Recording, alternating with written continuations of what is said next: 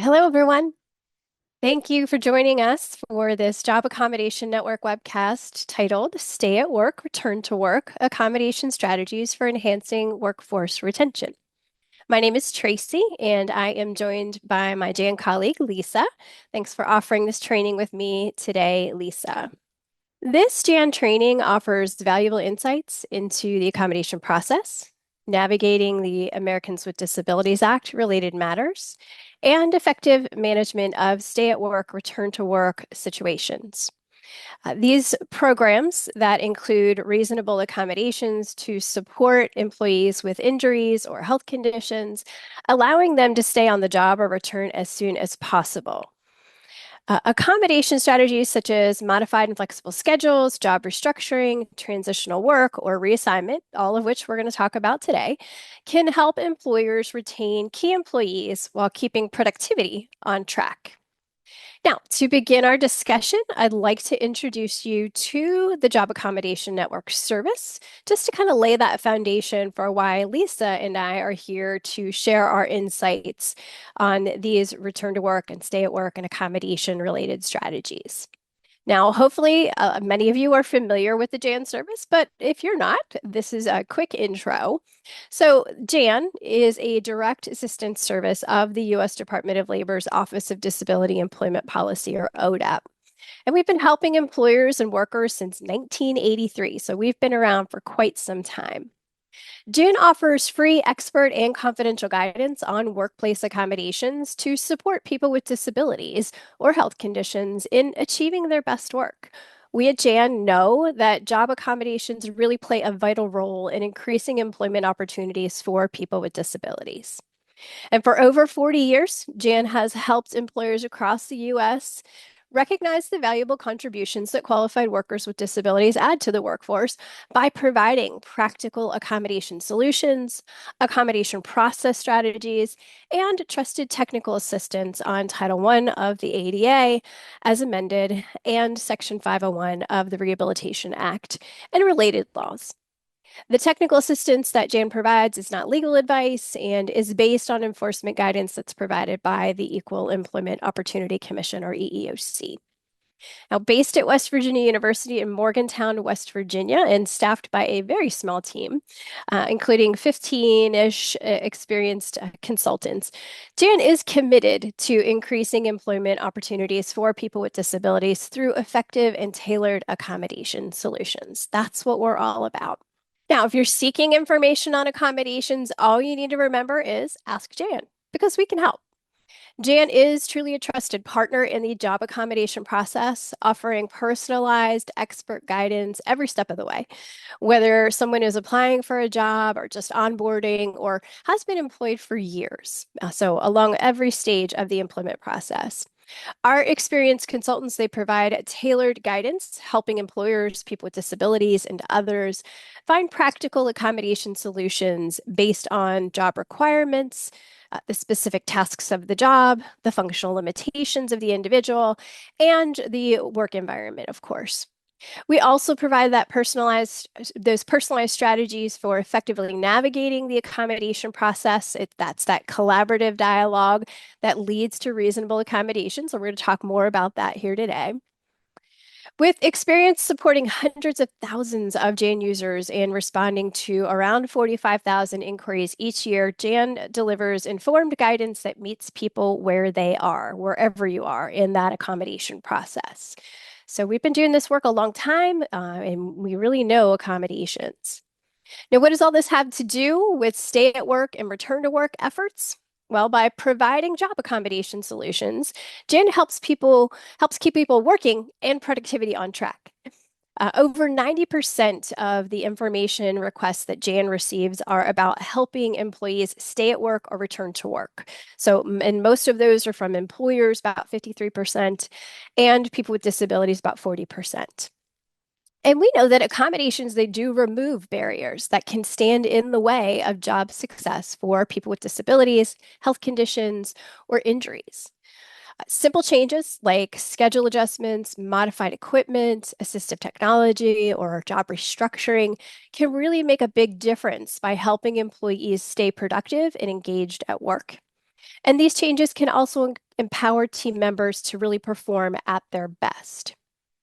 Now, supporting employees in this way, it keeps productivity on track. You're going to hear that a lot today, especially when implemented as part of a stay at work or return to work effort.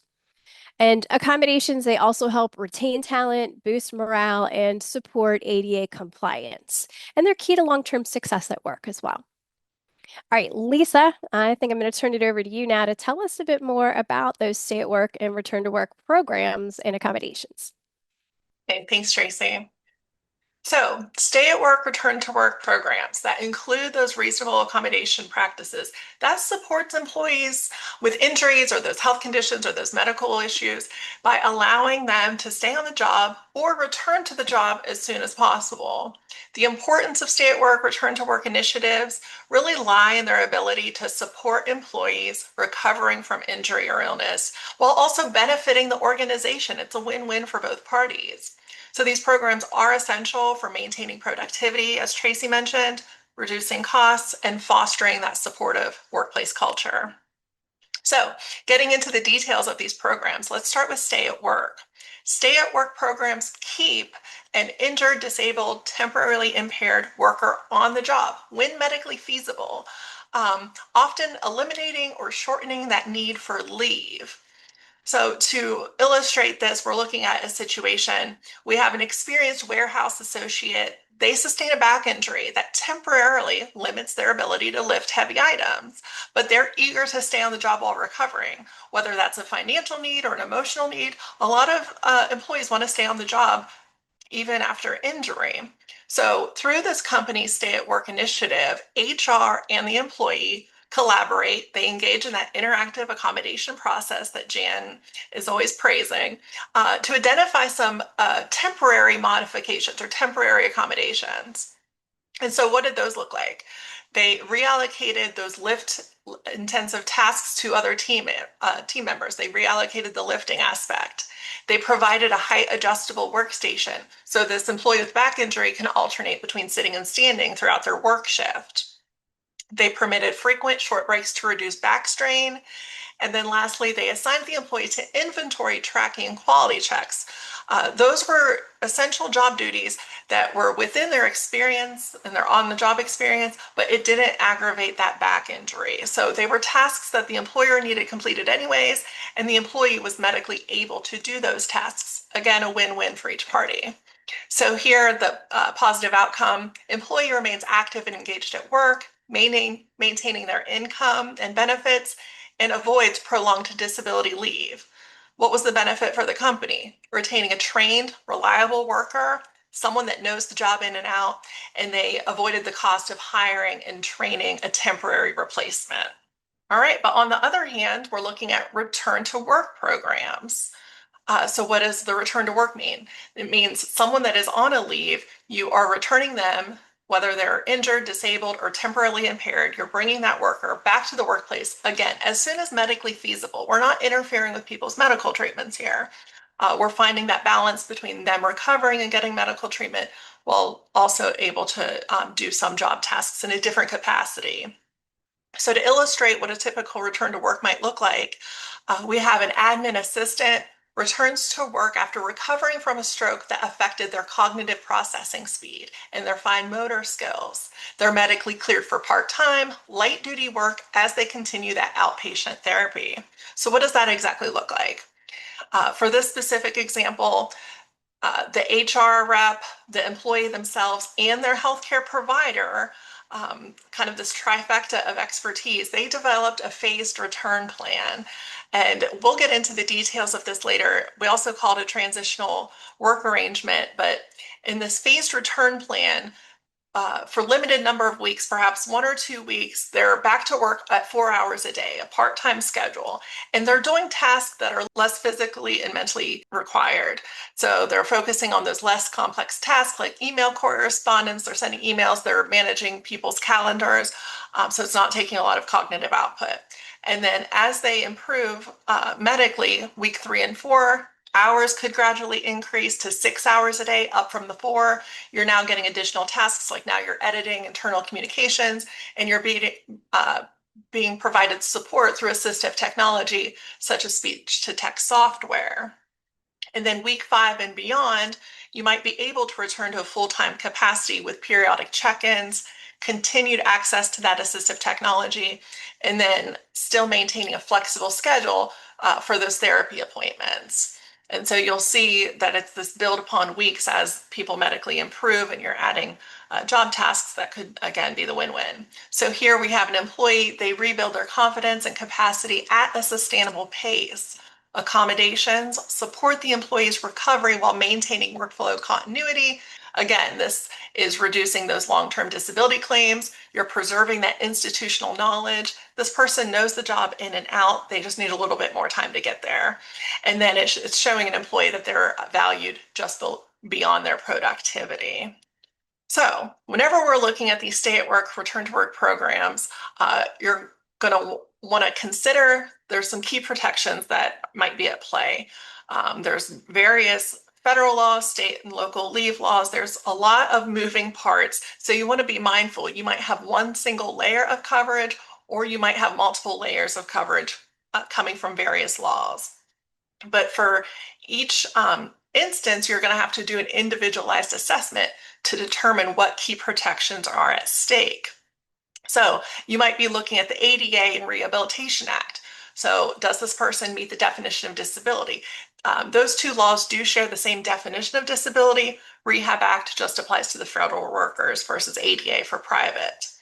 And then FMLA, federal leave law, you're looking at, do they have a serious health condition? The PWFA, the Pregnant Workers Fairness Act, that's the newest law. Applicants and employees with known physical or mental conditions related to, affected by, or arising out of pregnancy, childbirth, or related medical conditions. That could be at play in some of these instances. And then lastly, workers' comp. That's typically for employees who get injured or sick on the job, and they might utilize a different standard for evaluating whether an individual has a disability or whether they're capable of working. Um, and each state typically has a different workers' comp program. So some practical considerations with this, you're really going to want to have a good game plan in place to ensure that these varying legal obligations are being identified and considered when assessing these stay at work, return to work situations. Whenever you have a type of leave of absence, you're first going to want to determine, does this leave relate to an on the job injury? And then lastly, of course, main purpose we're here today is you're going to be wanting to explore reasonable accommodations that would enable someone to either stay at work or return to work from leave. Okay, so like Tracy explained, Jan provides technical assistance regarding the ADA. So for the remainder of this training, we are going to be focusing on the foundation of the Americans with Disabilities Act. So looking at these programs through the ADA lens, you're determining, does this person have an ADA-defined disability, that physical or mental impairment that substantially limits a major life activity? This is often different definition than that occupational illness or injury. But you also want to consider that sometimes these occupational illnesses or injuries can rise to the level of an ADA-defined disability, or these on-the-job injuries could exacerbate or worsen someone's disability, thus creating new challenges in the workplace. So again, it's really important to be mindful and sort out what laws are at play. So focusing on the ADA though, through intervention and accommodations, we're seeing, can they effectively perform those essential functions of the job? Can we change how we do the job to provide them with some sort of equipment to get them back to work sooner? We know that hiring and onboarding can definitely be costly. So when these employees are out on these extended leaves, hiring temp workers, training these temp workers, onboarding them, the costs can definitely add up. So can we accommodate the person that knows the job to keep them at work or bring them back to work? And again, under ADA, we're not going to have to do a specific accommodation that might pose a hardship, and we'll get into that. But if one accommodation poses a hardship, you don't want to just shut down that interactive process. You're still going to be exploring alternative accommodations to see what accommodation can we implement that doesn't pose a hardship. We're really preaching that these accommodations can help employees remain productive and reduce the need for that extended leave or even job loss in some circumstances. But what is an accommodation exactly? And an accommodation can be very simple. It just means it's a modification or an adjustment to a job or the work environment or the way things are customarily done. And those accommodations enable an employee with a disability to perform essential job functions or enjoy equal benefits and privileges of employment. So, therefore, it's going to be important to engage in that accommodation process to determine, does the ADA apply, and to consider reasonable, which really just means feasible, and effective accommodations. The accommodations should be effective in meeting the disability related limitations and effective in accomplishing essential functions. And like I mentioned, we don't have to do a specific accommodation that poses an undue hardship. That would be an action that requires significant difficulty or expense. And undue hardship is kind of a high threshold to meet, and it's not just a financial threshold.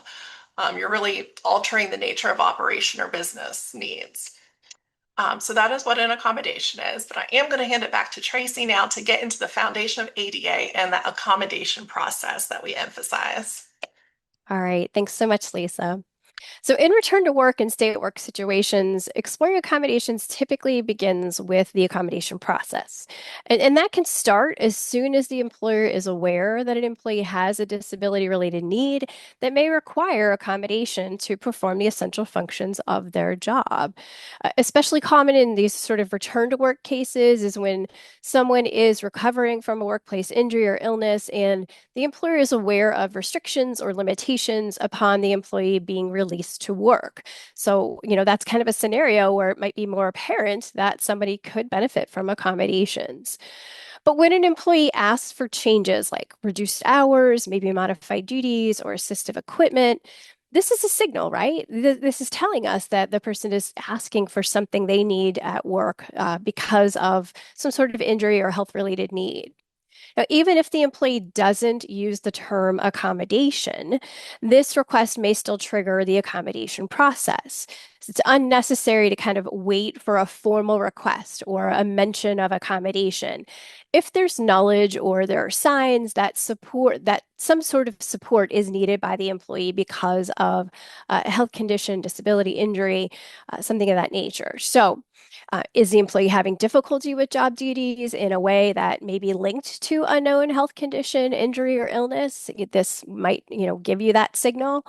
Or has the employee requested changes, maybe in the work hours or the duties or the environment, even if it's kind of an informal discussion or a mention that they've, indicated to a manager, supervisor, or someone else? Or has the employee recently returned from medical leave or maybe workers' compensation, and maybe they have known restrictions or limitations? These, of course, are just merely examples of when we might initiate the accommodation process to explore accommodations in those return to work and stay at work type of situations. Now, when accommodations aren't obvious, we do use a flexible, interactive process that includes doing such things as analyzing the job's essential functions to understand their purpose, also discussing the limitations and the needs with the employee, so to get a better feel for exactly what's going on and what the unique circumstances are for that person with a disability. And of course, collaboratively identifying possible accommodations. So it's a process where we work together. It's not a one-sided process. The employer then ultimately selects and implements the most appropriate solution, of course, considering both the employee's preference and the workplace needs as well. So at the end of the day, the employer makes those accommodation decisions, but we want to consider the individual's preference where it's possible to do that. Now, for a sample accommodation process, you can visit askjan.org, go to our A to Z by topic, and find our interactive process resource. And it guides you through what might be a sample accommodation process.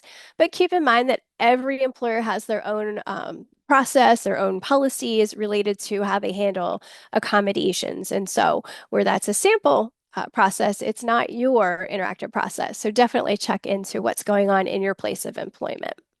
Now, when initiating the accommodation process, we kind of want to start with what we know. So there's often existing knowledge of a health condition or a functional limitation in these stay at work and return to work situations.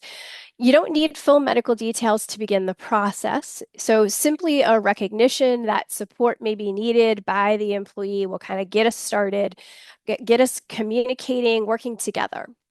You don't have to wait for the employee to use any magic words. Of course, employees do not need to say reasonable accommodation or mention the ADA or use any legal language in order to make it known that an accommodation is needed.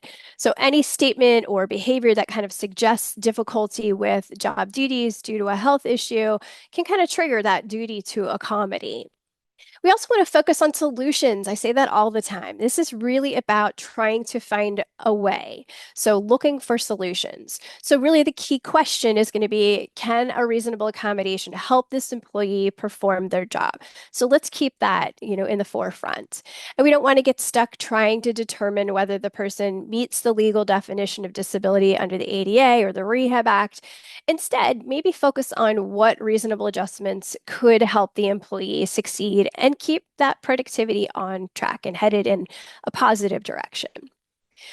And of course, we're going to engage in a collaborative dialogue. So, these are all considerations. We're going to approach the process again as a two-way conversation, not a checklist or a formality. And we really kind of want to invite the employee to share what they might know that could help, while also considering operational needs and the role of the employee.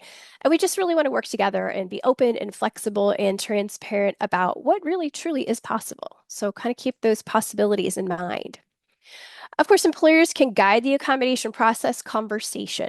So we approach it with empathy, openness, and a focus on support, asking thoughtful questions to understand the situation and explore our options. Keep some key principles in mind, being transparent, focusing on abilities, and also protecting the employee's privacy in order to build trust in that process. And that'll go a long way.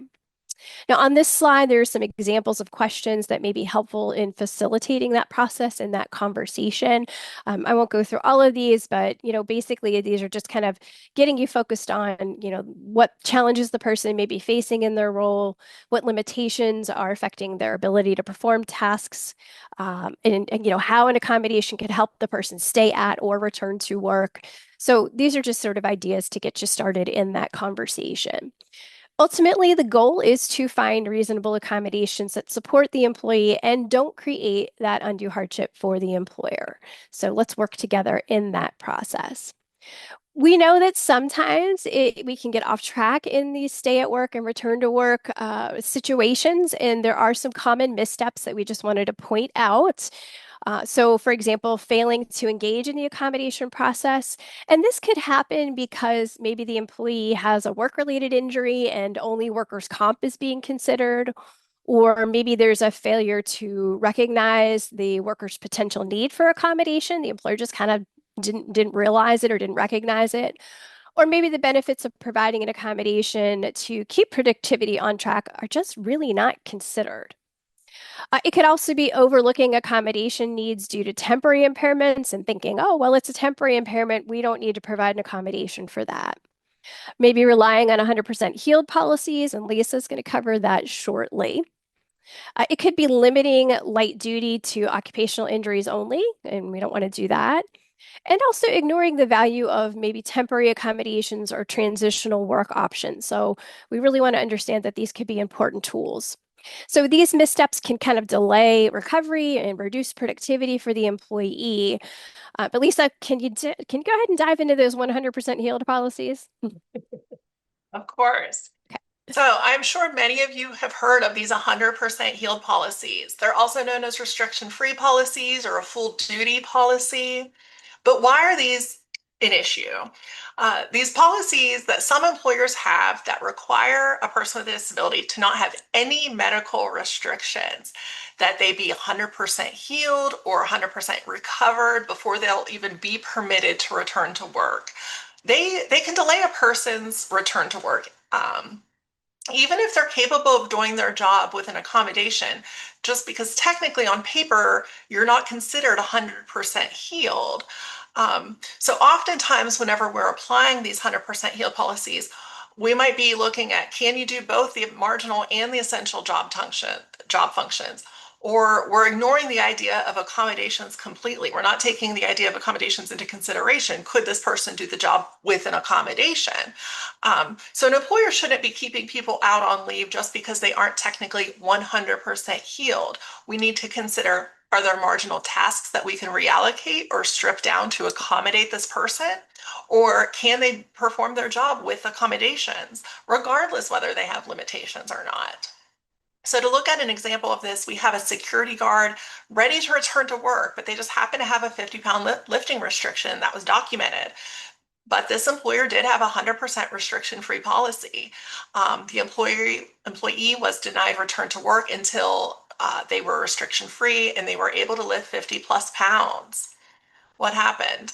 Employee contacted Jan. They learned their rights in the workplace and why these policies could be problematic. And they cited the ADA and they requested a policy modification showing that I never had to lift 50 pounds in my job and I'm able to perform my essential function. So why can't I return to work? This isn't an issue because I don't have to lift 50 pounds, even though I have this 50-pound restriction. But even if the job did require lifting 50 pounds, an employer still needs to consider, can they lift the 50 pounds with an accommodation? Can we provide them a compact material handler? Can we do team lifting, group lifting? Can they get help? We need to consider, can we do this job in a different manner to bring this person back to work? Moving on to direct threat, we see that this is often a misstep whenever we're dealing with these initiatives. When we're evaluating whether a safety concern truly qualifies a direct threat under the ADA, we need to apply a very specific and rigorous standard. This means that an employer can't just err on the side of safety because of a potential health or safety risk. Rather, the employer must demonstrate that the risk rises to the level of a direct threat. What's a direct threat? It means it's a significant risk of substantial harm to the health or safety of the individual or others, and that safety hazard can't be eliminated or reduced through reasonable accommodation. And this is a high standard to meet. So whenever you're assessing direct threat, you're really looking at a fact-based, individualized risk assessment. You can't assume risk based on a diagnosis alone. You're really taking into account the specific circumstances of the individual with a disability. You're looking at functional limitations, you're looking at the job demands, and you're looking at oftentimes medical evidence from their healthcare provider to weigh in on what they can and cannot do. So when determining whether employment of a person in a particular position poses a direct threat, the factors to be considered, you're looking at the duration of the risk, the nature and severity of potential harm, likelihood that that potential harm will occur, and the imminence of potential harm. It's not based on speculation or assumptions. And I just can't emphasize this enough. We're really exploring whether a reasonable accommodation can mitigate that risk if it does exist. If accommodations can effectively reduce or eliminate the risk, then you might not meet that direct threat standard. Of course, there's more information on direct threat linked in the technical assistance manual, and EEOC has a really good guidance on workers' comp that goes into detail on what a direct threat standard may look like. Okay. Moving on to temporary situations. There could definitely be temporary situations that we have to deal with, whether it's a temporary impairment or perhaps a temporary accommodation need for something that might be short in duration. Um, it might be an elevator breaks down, or there's parking lot construction, or there's remodeling and there's irritants and chemicals being used in remodeling, um, dust and things that could exacerbate someone's issues. So when employers are open to temporary accommodations for stay at work, return to work programs, employees often feel valued and supported when employers make that good faith effort to accommodate them. Temporary accommodations really show due diligence that an employer wants to do the right thing, wants you to return to work or stay at work, and again, contributes to that positive workplace culture. But for these temporary situations, you are going to want to be mindful of what laws are at play, whether it's the ADA Rehab Act. I mention this because the new Pregnant Workers Fairness Act they allow for temporary suspension of essential job functions, and that's very different from what the ADA permits. So you might be looking at those temporary impairments and stripping down essential functions under PWFA. So be mindful of what protections are at play. Also, temporary impairments, they might rise to the level of an ADA defined disability. So let's not dismiss an opportunity for accommodation solely because the duration of a health condition is temporary. There's also going to be times that a temporary accommodation makes the most business sense.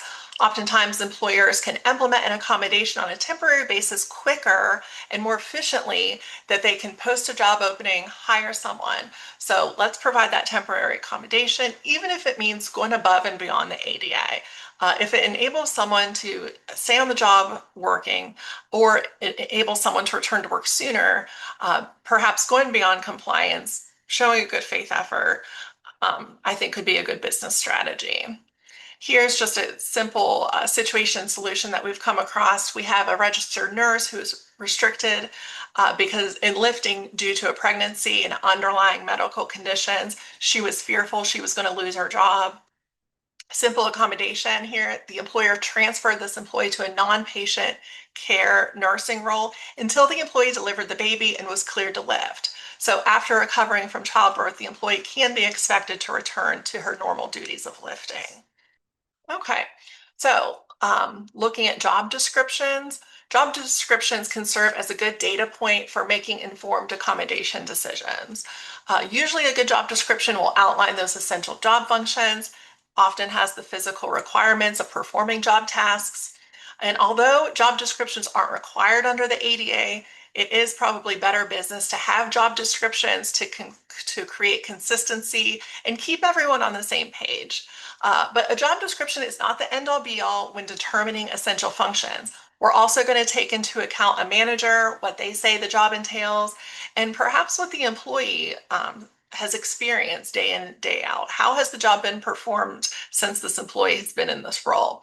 So, job descriptions are a starting point, but we're also taking into consideration other perspectives for determining essential functions. I will say, I think the biggest issue we see with job descriptions is that nobody ever updates them. We know that business needs change, jobs evolve into something else, nature of operations can change. So, with those things, we should be updating our job descriptions so they give an accurate picture of what the job requirements are and what those essential functions really truly are. Job descriptions are the foundation for safe and compliant and effective return to work planning. They align medical recommendations with operational needs and, again, help the employer and the employee move forward with clarity and confidence, keeps everyone on the same page. We do, of course, have a resource linked on the askjan.org website. If you go to the A to Z by topic and scroll down to job descriptions, there's lots of information there. And that's been plugged into the chat. Now I'm going to pass it back to Tracy to get into some of the medical information missteps. All right, thanks, Lisa. Now I'm going to talk briefly about some of the common missteps related to gathering and using medical information. So we really kind of want to avoid any overly broad or invasive questions. So you want to keep your medical inquiries job related and necessary. Only ask for what's essential to assess the ability to work or the need for accommodation. So use that medical information to kind of support, not to hinder the employee's ability to stay at work or return to work. So it can be useful as a tool, but we don't want it to be something we use to keep people from working. And don't base our stay at work or return to work decisions on vague safety concerns. So any claim of direct threat must be backed by clear, objective medical evidence, not assumptions. So remember Lisa's earlier point. So when you're gathering information and considering all of that, keep it in mind. We do want to avoid any unnecessary exams. So only requesting a functional capacity evaluation or a fitness for duty exam. We're really only doing that when existing medical documentation provided is considered insufficient or unclear. I'll explain sufficient information in a moment, but it's just really something you want to be doing as sort of a last resort. So same thing for those independent medical examinations. They're kind of a last resort. So we're doing that when necessary information cannot be obtained through any less intrusive intrusive means. So kind of keep that in mind. We really want to make sure that we're not using those, in ways that are inappropriate or unnecessary. I would say that for guidance on what to do related to these types of examinations, really kind of lean on that EEOC enforcement guidance on disability related inquiries and medical exams of employees under the ADA, because that's where you're going to find some very specific rules as it relates to ADA. Also keep in mind, there are going to be other laws that could come into play and might restrict what you're able to request. So keep that in mind. What counts as sufficient medical information? Well, it confirms the presence of an ADA qualifying disability, and it ultimately links the disability to the specific accommodation request. So, explaining why the accommodation is needed, basically. And while medical documentation isn't required to provide accommodations, so keep that in mind, when an employer believes it is necessary, this is kind of the standard for what's sufficient. So establishing that ADA disability and that need for accommodation. Now, if the documentation is insufficient, meaning it does not adequately support the need for accommodation or clarify the functional limitations, then it's possible that additional medical information may be helpful. An IME may be appropriate, again, usually last resort, but before we're going to require any sort of exam like that, again, consider those other relevant laws beyond the ADA, like workers' compensation, FMLA, PWFA, and also any state protections that could be relevant or that might restrict employers in doing that. So follow any proper protocols and ensure that if you're going to do examinations, that they're last resort and narrowly focused. Again, you want to see that enforcement guidance from EEOC on medical inquiries for more information. And also, Jan offers some resources on medical inquiries that may help. These sort of lay out the kinds of questions that could be asked to gather medical information when it's necessary. And we have some templates that can be used to make those inquiries of employees. We also offer information about alternative ways of gathering information aside from requesting specific documentation. And so that flexible approach to ADA medical documentation can be helpful in those sticky situations. All right. So next, Lisa and I are going to talk about some key stay at work and return to work accommodation strategies. So we're getting to the sort of the fun stuff. We're going to walk through each of these different strategies briefly to highlight how they can be tailored to individual needs and ultimately help employees stay at work or return to work and do that in a productive manner. But kind of think of these as tools to support retention, compliance, and workplace continuity. These are flexible, practical, and they're often low or no cost strategies. And they include things like short-term temporary accommodations, transitional work assignments, modified and flexible scheduling, job restructuring, where we change when or how certain duties are performed, modified and light duty tasks. It could also be telework where it makes sense, and reassignment in some cases, and also leave can be relevant in some circumstances. So let's dive into each of these, starting with short-term and temporary accommodations first. Now, short-term and temporary accommodations, they can help keep productivity on track by doing things like reducing absenteeism and leave by keeping employees working, by maintaining workflow and continuity with less need for coverage from other employees or reassignments. So if we're making those small adjustments for a short period of time, like Lisa was mentioning earlier, that means that we're not going to have to hire temporary people to come in and pick up those duties, right? They can also help support healing and prevent health conditions or injuries from worsening. So I think that that's relevant too, because if we enable the person the time that they need to heal, they're going to be able to continue working. Will likely prevent less outages in the future. So that can help be supportive. And this accommodation type can also improve retention by keeping skilled workers engaged rather than losing them to any prolonged disability leave or even resigning ultimately because maybe they feel like they can't do the job. So lots of benefits there to providing this type of accommodation. One key tip, if we're going to provide short-term accommodations, we always want to document the agreed upon temporary duration in order to avoid any misunderstandings. particularly if you're going above and beyond compliance and you're, doing things that maybe you're not normally expected to do. So it's a good idea to get those things documented. It's a good idea to get have a duration included. And Jan offers a resource on this topic for more information, so you can check out our resource on temporary accommodations. All right, next, transitional work arrangements. I mentioned earlier not to undervalue this arrangement, which can include it can include a lot of different things. So modified duties, tailored accommodations, or even reassignment to another position. It could be a lot of different things just as a way of transitioning an individual back to work. These sorts of arrangements can keep productivity on track by allowing employees to return to work gradually by recovering from an injury or illness, by supporting medical recovery again, and by aligning the work duties with their medical restrictions, and ultimately helping to avoid any re-injury or setbacks.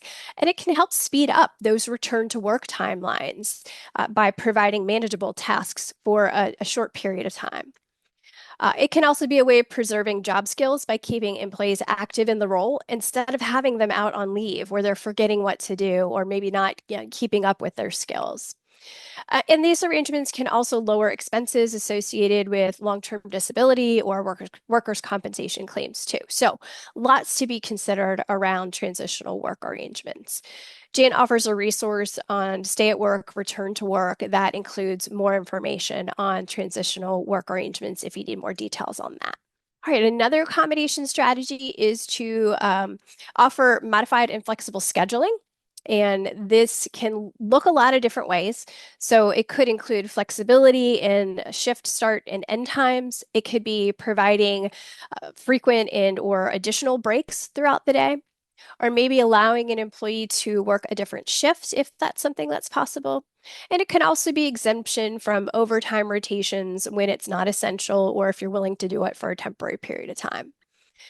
Modified and flexible scheduling can allow time for rehab therapy or follow up care. That basically means the person doesn't have to take a full day off, perhaps, and it can reduce the need for time out. So full time medical leave or disability leave, for example. So just making, that giving that flexibility and scheduling allows people to take care of their health related needs. It can also help with reducing fatigue and overexertion by enabling shorter shifts or staggered hours or rest breaks throughout the day, which can in turn improve attendance and retention and enhance productivity because we're aligning the person's work hours with their peak performance. Of course, we want to check whether the employer's existing workplace flexibility policy already covers a scheduling need before we're treating it as an ADA accommodation request. So certainly, make sure you look at what you're already offering to employees before going down that accommodation road. All right, Lisa, can you tell us about job restructuring? Of course, I can. So, job restructuring is another strategy we can take a look at. What is job restructuring? It includes removing job functions. Typically, under ADA, we're reallocating or stripping down marginal tasks, those secondary duties of a role. Or job restructuring could mean changing when or how a job is done. This could include other forms of accommodation as well. So you might be furnishing equipment or assistive tech, or you might be adjusting someone's schedule as a part of restructuring their job. So under ADA, an employer probably doesn't have to reallocate essential job functions, those primary fundamental duties, but you definitely can if you want to. If you're going above and beyond the ADA, I would document it, but you're free to do that. And sometimes that is a good practice in a stay at work, return to work initiative. There might be other laws at play, I know I've mentioned this, that do require the removal of essential functions. So again, be mindful of all the puzzle pieces in the big picture. Job restructuring can help keep productivity on track by keeping employees in their roles. You're allowing workers to stay in their original positions by modifying those non-essential duties, aligning tasks with abilities. You're letting them focus on essential functions that they can perform safely and effectively. So they're not expending energy or physical demands on those marginal tasks. You're reducing the risk of re-injury or health setbacks. You're minimizing exposure, physically or mentally tasks during that recovery period. Again, maintaining operational continuity, retaining those trained employees that know the job. You're avoiding those full-time job reassignments. You're preserving employee expertise. And again, reducing that need for retraining or hiring replacement and training new hires. And of course, encouraging collaboration. That joint problem solving between employee, supervisor, and possibly HR or healthcare provider. So everyone's in this interactive accommodation process, adding their 2 cents in the areas that they have information on. Moving on to light duty. Light duty refers to temporary or permanent work that is physically or mentally less demanding than normal job duties. The ADA doesn't require a creation of a light duty job as an accommodation because under ADA we don't have to create a role, but an employer might have to temporarily restructure the original role to mirror a light duty role. So we might have to strip down those marginal tasks.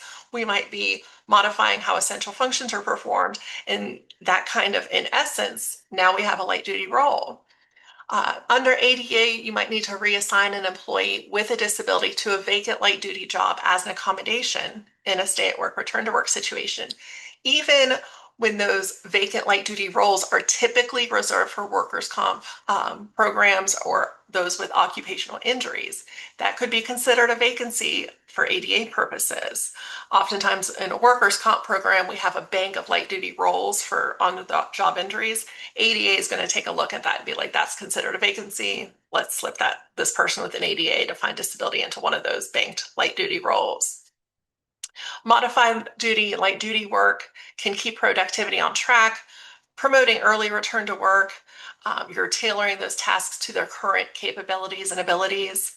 You're supporting that healing while they're working, reducing that physical and mental strain, maintaining routine and structure. Tracy touched on this. This support, it helps emotional and mental well-being by creating that routine and preserving daily work habits so people don't forget their jobs or forget the details of a job task. And then again, retaining talent. You'll see this is an ongoing trend. So note that in these situations, duties can be adjusted over time to reflect the progress or changes in that employee's restrictions. This is what Tracy was talking about with those transitional work arrangements. So we might be building back as someone medically recovers, we might be adding job tasks back in, slowly building up to how the original job was being performed. Of course, Jan has a resource on light duty, and I talked about that EEOC workers' comp guidance. It has detailed information on light duty. Telework certainly gained popularity as of late, but it has always been a form of an accommodation. EEOC had a full telework guidance from 2003. So telework, changing the location of work, could be a form of a reasonable accommodation.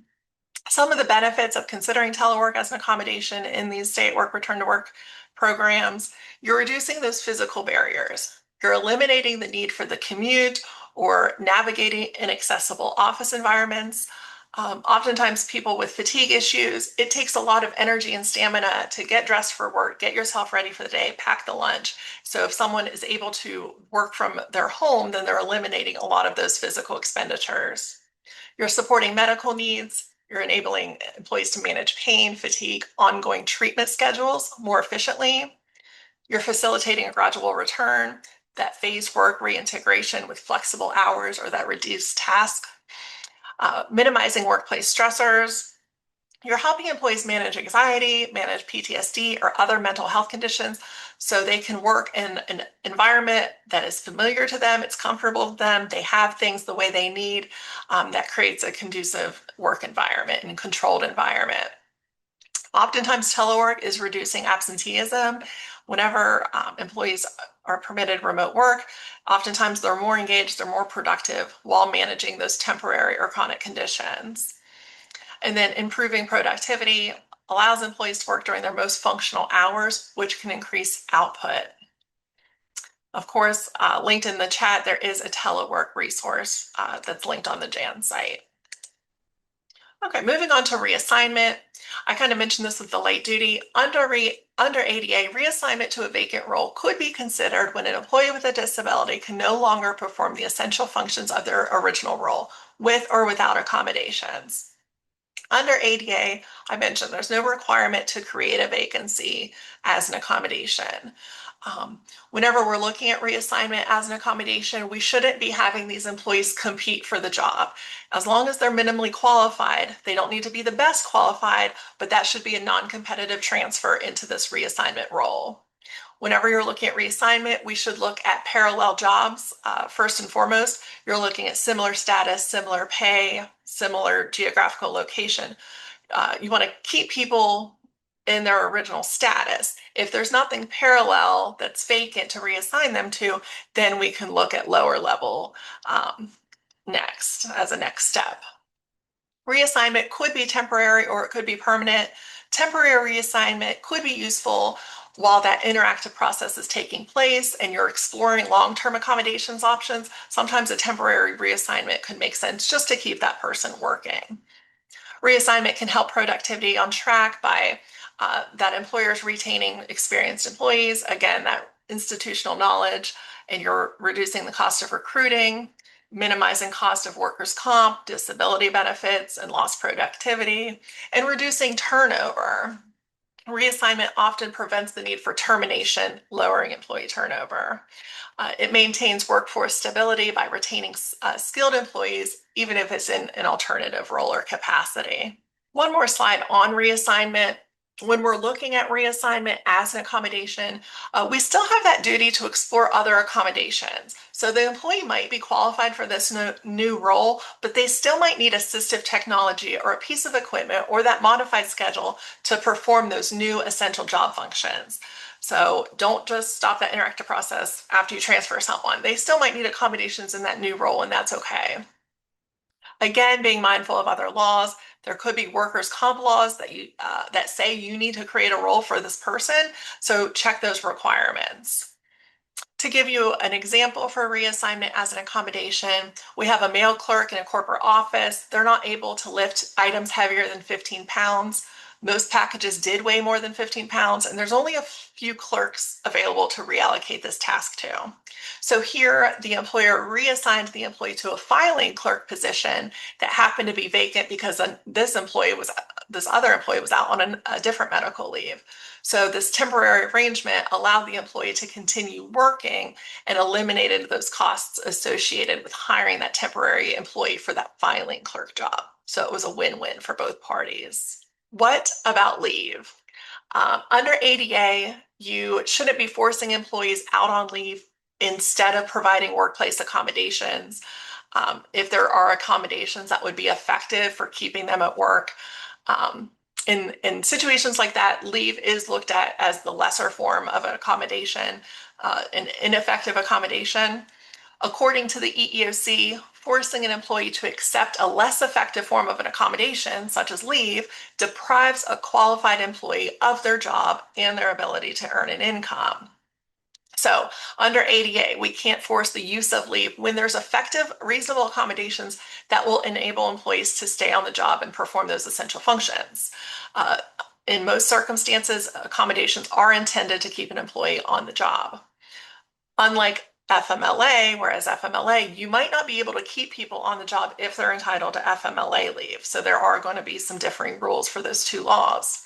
In most situations, an employee should be permitted to continue working during that accommodation process, even if that means temporary accommodations are in place until that interactive process is complete. So this part does wrap up our key accommodation strategies for stay at work, return to work. We definitely hope you found some practical guidance to help you strike that right balance between supporting medical needs and empowering employees to stay engaged and productive during that recovery. I am going to pass it back to Tracy, and she's going to guide you some of the JAN features on the website. Thank you. All right, we're just going to cover them real briefly because we only have about 4 minutes left. So, the A to Z section of the JAN website, askjan.org, is a great starting point for ADA and accommodation information. So, if you are looking for more strategies, trying to find some other accommodation ideas, it's a great place to start. You can browse by disability, limitation, work-related function, topic, and accommodation. And you'll find a lot of practical accommodation ideas there related to common health conditions like diabetes, mental health, or vision impairment. Keep in mind, it's not a comprehensive list of disabilities or health conditions. They're just frequently discussed topics there. And of course, if you don't find what you're looking for, that's when it's a great idea to contact us for that personalized assistance. So check out the A to Z listings. Another tool for exploring accommodations is Jan's Situations and Solutions Finder. When Jan launched in 1983, one of our goals was to share real world accommodation ideas to help employers successfully support workers with disabilities. And that goal continues today through the Situations and Solutions Finder. So go to askjan.org. There you can search real scenarios from Jan users across industries and job types, showing what accommodations maybe have worked for them. And it just kind of gives you an idea of the broad spectrum of possibilities, I would say. So you can check that out. There are various ways in the Finder to use search filters to, like keyword, for example. You can use the disabilities, limitations, or occupations filters to find information. And you can also copy whatever your search results are, you can copy the filters link and share that with others. Or you can go ahead and save it as a PDF if you'd like to do that. So definitely check out that Finder. Next slide is just an example of some of the results that you might see there. This Finder really it's a great place to get ideas, but it doesn't necessarily suggest that any specific health condition qualifies as a disability.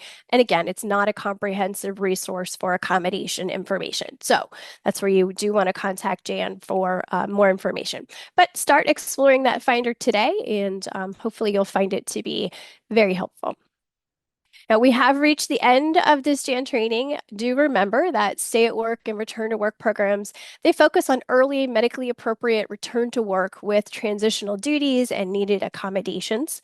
Accommodations can enable injured, ill, or disabled employees to stay at work or return to work safely. And we hope that you'll keep the strategies that we shared today for enhancing workforce retention in your accommodation toolbox.